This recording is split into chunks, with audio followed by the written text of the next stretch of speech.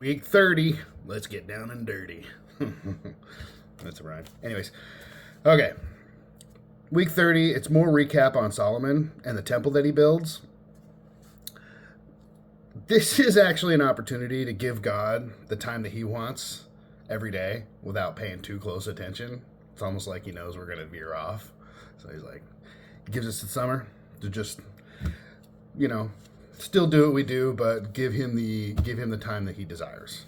So anything that sticks out to you during the recap is something that he really wants you to know. For me, the thing that I keep reading, the thing that keeps, bombarding my brain as I read the words, it doesn't matter how many miracles I see, it's never enough. I'm just going to ask for the next one. I want all the miracles. Give them to me, please. Sound familiar? As a human, it's easy to witness the miracles that God has provided. Childbirth. It was gross, but it was a miracle. The birds, the bees, the fruits in the trees. Tomorrow, I'll forget them oh so easily.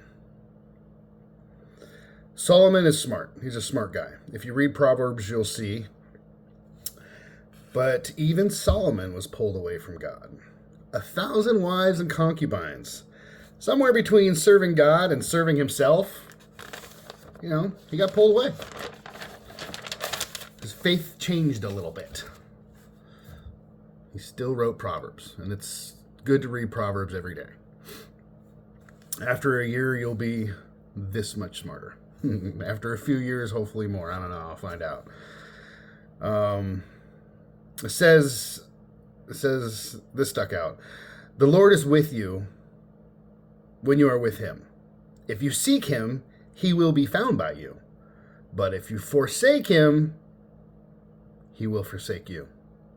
Boom. The end of this week, there was a really cool story about a king of Israel who was always seeking God's wisdom first, okay? And when he was told that the enemies are coming to get him, he did what he always did. Hey, God, what do we do? What do we do? And this is how badass God is, all right? God's like, don't worry about it. I got you. Go ahead. Get ready. But I got this. Watch. Boom. Without doing a thing, he won. The enemy was thwarted before the war even started. And it took 3 days to accumulate all of the goods, or to the victor goes the spoils. So whoever lost the war, they lost all their stuff. They lost chariots, the gold, the money, everything. So it took 3 days to accumulate all the spoils of war. I will say very boldly that there isn't a soul out there that isn't waging a war against something. Okay? This week, if you're reading, you'll see that God has already won the battle for you. Okay?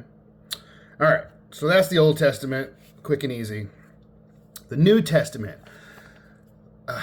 Last week I said I'm the same piece of shit as everybody else. I don't mean to say that everybody's a piece of shit. I'm just saying that this Paul cat, the way he writes, he calls himself out. And he calls us out. The wage of sin is death. Paul's writings are still relevant today.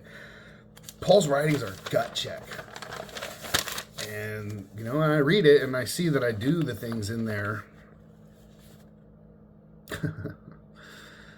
I do the things that Paul's talking about. I'm sure most of us do. So I was even this week while I was trying to help somebody learn something, I was giving this person options. Okay, you can do it the long, hard, arduous way, which is probably a little better and a little healthier, or you can do things the easy way and still get away with it. This person took the information as disrespect. Okay,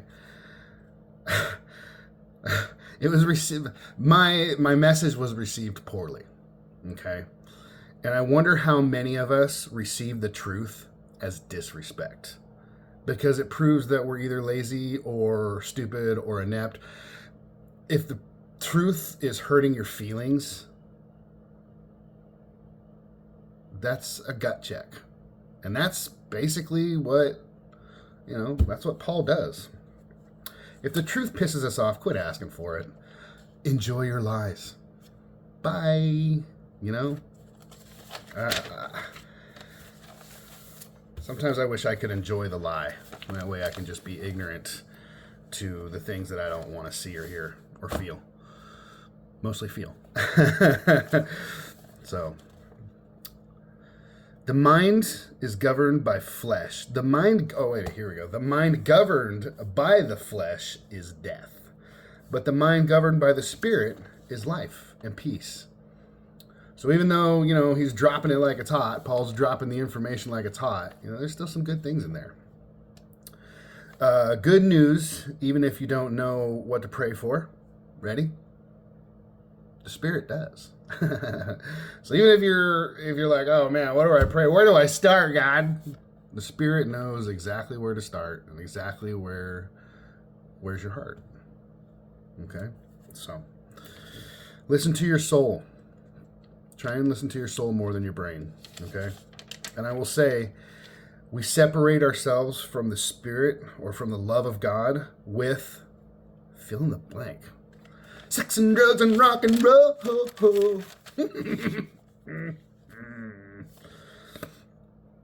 All right. In this kingdom, God decides those who have purpose and those who are just there to hold down common life. It's up to God. Righteousness by faith, not by deeds. And I had somebody try and tell me that, and I'm like, meh. Nah, that's real. Can't buy love. It's a free gift. Ta-da. All right. Anyone who believes in him will never be put to shame. So anybody who really believes in Jesus and God and the whole Trinity, they will not be put to shame.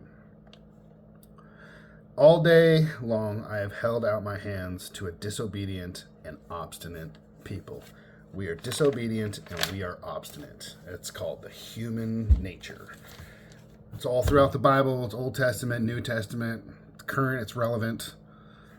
All day long, God is holding his hands out to a disobedient and obstinate people. Us. So, there's that.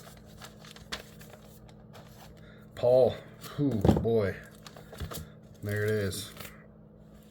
That's what happens when you spend some time in jail. You get to be free from the clutter of life and really focus on God, and what he wants for you. Yeah, I mean, if you're willing to listen. So, okay, Proverbs of the week. Bing, bang, boom. Right. Stop listening to instructions, my son, and you will stray from the words of knowledge. A corrupt witness mocks at justice, and the mouth of the wicked gulps down evil. Penalties are prepared for mockers, and beatings for the backs of fools. Dun, dun, dun. Proverbs, dude. Read it. It's smart. What is love?